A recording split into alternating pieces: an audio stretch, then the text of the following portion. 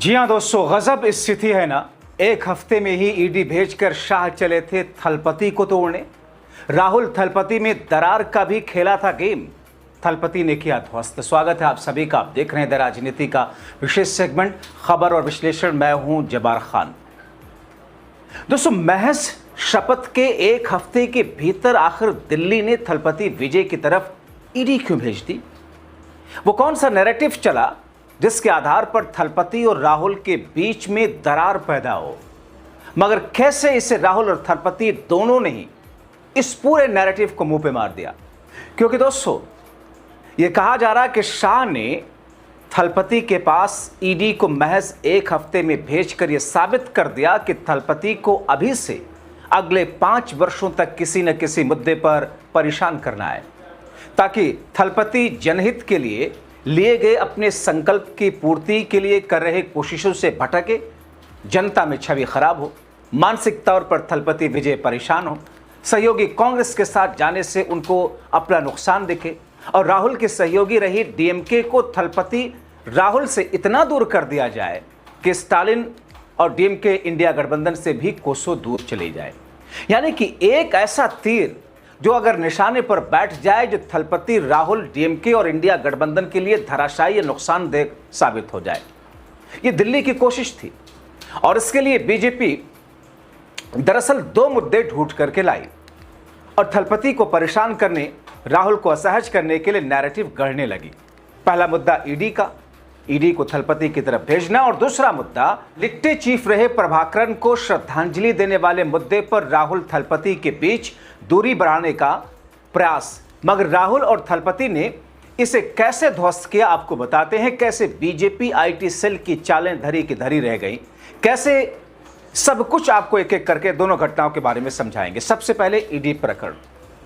दोस्तों, 10 मई को तमिलनाडु के मुख्यमंत्री पद की शपथ लेने के बाद थलपति विजय के लिए भ्रष्टाचार के मोर्चे पर कुछ मीडियाकर्मी इसे एक बड़े टेस्ट के तौर पर देख रहे हैं। क्योंकि ईडी जो बीच में आई, दिल्ली ने ईडी जो भेजी, उस ईडी ने तमिलनाडु के चीफ सेक्रेटरी को पत्र लिखकर, यानी कि सीएम थलपति से कैश फॉर जॉब के मामले में पूर्व मंत्री सेंथिल बालाजी के खिलाफ केस चलाने की बात कही।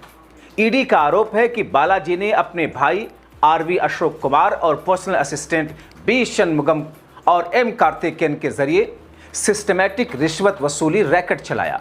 हालांकि यह मामला थलपति से सीधा जुड़ा नहीं है, मगर ईडी थलपति को धर्म संकट में डालकर ईडी की मंशा पूरा कर रही है। आपको बताएं कि सेंथिल बालाजी डीएमके के नेता और पूर्व मंत्री हैं। विधानसभा चुनाव में विजय ने डीएमके पर निशाना साधा था। ऐसे में ईडी ने अब उनकी अगुवाई वाली सरकार से कार्रवाई की अनुमति मांगी है और यह पूरा मामला चर्चा में आ गया। वे सेंथिल बालाजी वर्तमान में डीएमके के विधायक हैं। ईडी ने यह पत्र राज्यपाल और राज्य सरकार को लिखा। ईडी ने यह पत्र 15 मई को विजय की अगुवाई वाली सरकार को लिखा और एक दिन पहले यह पत्र ईडी ने राज्यपाल को इससे भेजा था। दरअसल 2026 के अपने लेटर में ईडी ने कहा कि उसने 12 अगस्त 2023 को चेन्नई में स्पेशल कोर्ट पीएमएलए के सामने केस की शिकायत फाइल की, जिसमें बालाजी को पीएमएलए के सेक्शन 3 और 4 के तहत अपराधों के लिए आरोपी नंबर 1 बनाया गया। कोर्ट ने 14 अगस्त 2023 को शिकायत पर संज्ञान लिया।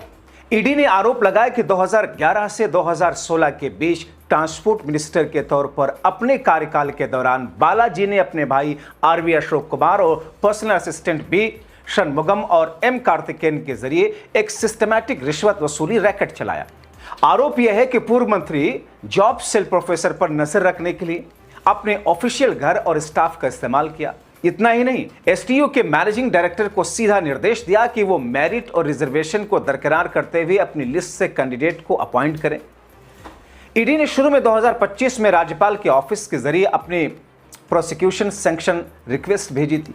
राज्यपाल ने 11 सितंबर 2025 को मुख्य सचिव को फॉरवर्ड किया। तब मुख्य सचिव ने इसे अक्टूबर 2025 में वापस कर दिया था।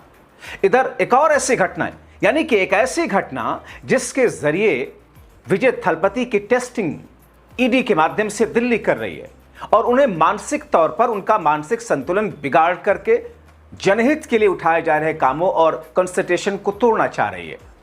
और इसमें जाहिर तौर पर डीएमके कांग्रेस के सहयोगी रही है। डीएमके अभी भी इंडिया गठबंधन का अनकहे तौर पर हिस्सा है, भले ही आधिकारिक तौर पर ना हो, क्योंकि बीजेपी के साथ वो जा नहीं सकते। ऐसे में दिल्ली डीएमके को पूर्ण रूप से राहुल और थलपति से दूर कराने के लिए यह कोशिश, यानी कि सिर्फ राज्य के स्तर पर नहीं, केंद्र के स्तर पर दिल्ली ऐसा करा रही है। उधर एक और ऐसी घटना हुई जिसने बीजेपी को थलपति और राहुल और कांग्रेस के बीच दूरियों के लिए इस्तेमाल करना शुरू किया। हालांकि थलपति विजय और खुद राहुल ने बीजेपी के इस नैरेटिव को खारिज करते हुए कारण बताकर बीजेपी के एंगल को ध्वस्त किया। दरअसल हुआ यह कि तमिलनाडु की राजनीति में एक ऐसी घटना जिसने वहां की राजनीति में नया बेहद संवेदनशील अध्याय जोड़ा। दरअसल सीएम थलपति ने मुल्ली वैक्कल स्मरण दिवस यानी कि जो 18 मई के मौके पर एलटीटी चीफ वेलुपिल्लई प्रभाकरन को सार्वजनिक रूप से श्रद्धांजलि उन्होंने अर्पित की। अब दिलचस्प बात यह है कि इन्हीं विजय की पार्टी तमिल वेत्री कड़गम यानी कि टीवीके ने पिछले साल भी एलटीटी यानी कि लिबरेशन टाइगर्स ऑफ तमिल इलम चीफ वेलुपिल्लई प्रभाकरन की सार्वजनिक तौर पर प्रशंसा की थी, जो कि राजीव गांधी के असैसिनेशन, उनकी जीवन लीला समाप्ति का मुख्य सूत्रधार था। अब इसी मुद्दे को लेकर बीजेपी, आईटी सेल और सारे भाजपाई राहुल और थलपति के बीच रिश्ते की डोर टूटने का प्रोपेगेंडा करने लगे। मगर दोस्तों, ये नैरेटिव फैलाकर जनता को बीजेपी भ्रमित करती उससे पहले थलपति और राहुल की तरफ से इसको धराशायी किया गया। दरअसल दुनिया भर के श्रीलंकाई तमिलों द्वारा हर साल 18 मई को मुल्ली वैक्कल स्मृति दिवस के रूप में मनाया जाता है।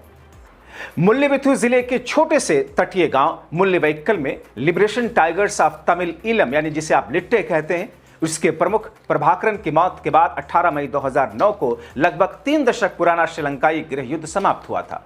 संयुक्त राष्ट्र के अनुमानों के अनुसार युद्ध के अंतिम चरणों में 40,000 से 70,000 तमिल नागरिकों को अपनी जानें गंवानी पड़ी, जिसके बाद मुल्ली वैक्कल युद्धकालीन अत्याचारों और नागरिकों की पीड़ा का वैश्विक प्रतीक बन गया। अब दोस्तों, इस मुद्दे को लेकर जाहिर तौर पर इस नजरिए से थलपति विजय ने श्रद्धांजलि अर्पित की, जबकि इस पर जब बीजेपी ने एक झूठा नैरेटिव गढ़ने की कोशिश की तो राहुल गांधी इस नैरेटिव को ध्वस्त कर दिए अपने पुराने बयानों के जरिए। राहुल गांधी ने कई सार्वजनिक मंचों से ये कहा है, मैंने अपने पिता को खोया है और इसका मुझे भयंकर दर्द है, लेकिन मेरे अंदर हत्यारों के प्रति कोई नफरत या गुस्सा नहीं है, मैं उन्हें माफ कर चुका हूं।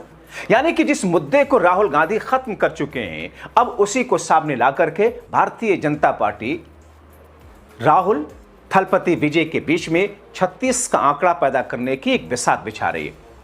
दरअसल 18 मई के दिन श्रीलंकाई गृह युद्ध की समाप्ति और मुल्ली वैक्कल नरसंहार के तौर पर उसकी याद में मनाया जाता है। इसी दिन प्रभाकरन की मृत्यु भी हुई।